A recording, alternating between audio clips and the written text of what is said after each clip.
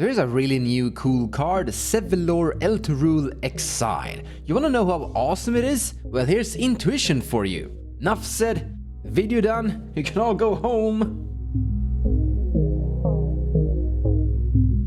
So what Zevlor does is he has haste, it's 4 CMC grixis colors 4/2, and a Fiefling Warrior legendary commander. You can tap it for 2 mana, and when you cast your next instant or sorcery spell that targets a single opponent or a single permanent an opponent controls this turn, for each other opponent, choose that player or a permanent that player controls, copy that spell.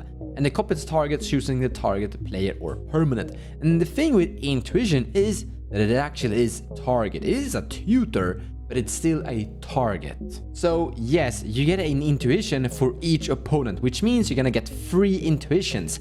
Pretty good. 3 intuitions for only 5 mana. I like that. This power value thing probably wasn't the thing that Wizard intended. They intended for something like a braid.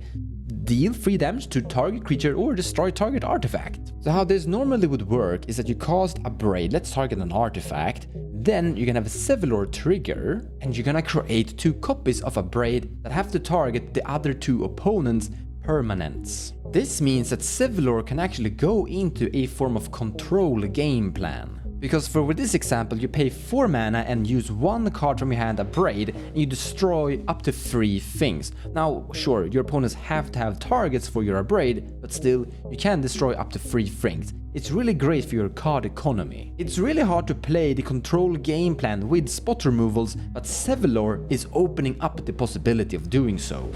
As well as having great cards for great value like Factor Fiction. A card like Deadly Rollick will be great with this commander, basically just 2 mana. We also have things like Duress. Now you're targeting an opponent, so you get to look at all of your opponent's hands and remove a card from that. That is also great card economy. Then we have Praetor's Grasp, really similar to Intuition. Look at all of your opponent's library and take 1 card from each one of them for only 5 mana. Great for your card or card economy as well. This commander is literally building itself. Because one reason why I think this commander is going to be really strong is the cards you wanna have inside this deck are cards we already play inside cEDH in general. Like all of the cards I've showcased for you are cards we more or less play. Well, Duress and Factor Fiction aren't that heavily played, but they are okay-ish. But with this commander in play, they are so heavily upgraded. You could probably literally just take your Kess deck that you maybe already have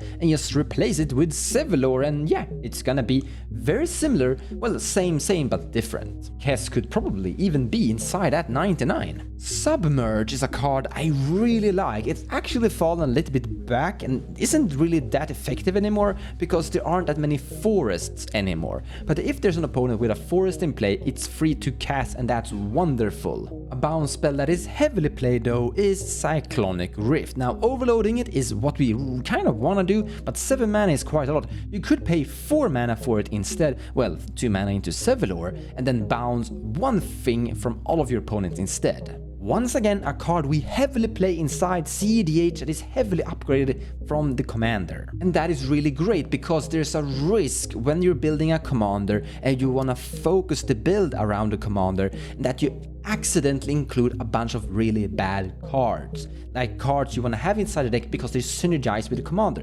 That isn't the problem so far with this commander. You're going to include, once again, cards that are great inside cEDH anyways. Because we do have a few cards you could be very tempted to add that are a little bit risky. For example, Bribery. 5 mana is a lot, and that's the big reason we don't really play Bribery to begin with in cEDH. Now you could go Zevlor, Bribery, multiply that thing, and you have to pay 7 mana into Bribery. And sure, you could probably have Bribery as a one-off really outside typical cEDH stuff, something that will synergize greatly with your commander, and that could be fine, but don't overkill it. If you include too many of these, you become too heavily commander dependent, and that's a risk. Because what I think this commander really should be is the typical fast-as Adnos Underworld Breach deck.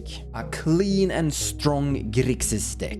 And just look at the commander as an upgrade for the deck, something that is enhancing it with more potential and power, and is giving you a mid-range control option. Just think about it, you can have all the turbo elements from Grixis as well as having the mid-range option. I mean, just imagine if someone is casting an Archon of Mirror, a Rule of Law, that is denying your entire Grixis turbo plan. You can't really win with that anymore. However, how Zevlor works is that you can still gain the copy when you cast something, so you're gaining some value even though there's a Rule of Law in play. It also looks like a really fun commander, honestly. It really feels like it's gonna enable a lot of really cool cards you don't often get to play inside cEDH. I don't think you should like rush this commander into play as fast as you can. It's something you like get into play eventually down the road.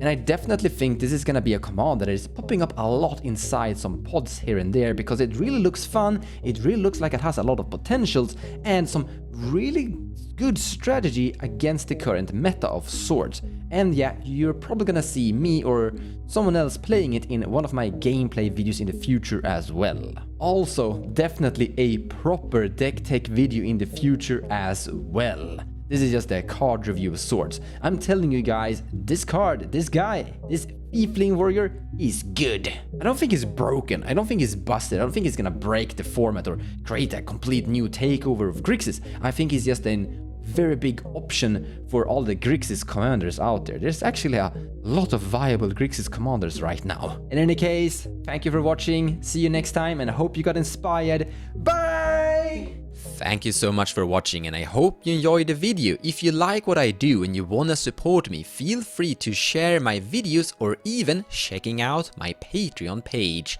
Also, purchasing cards from the TCG Players website using the affiliate link in the description below of the video will also help the channel grow. So a big thank you to all of you.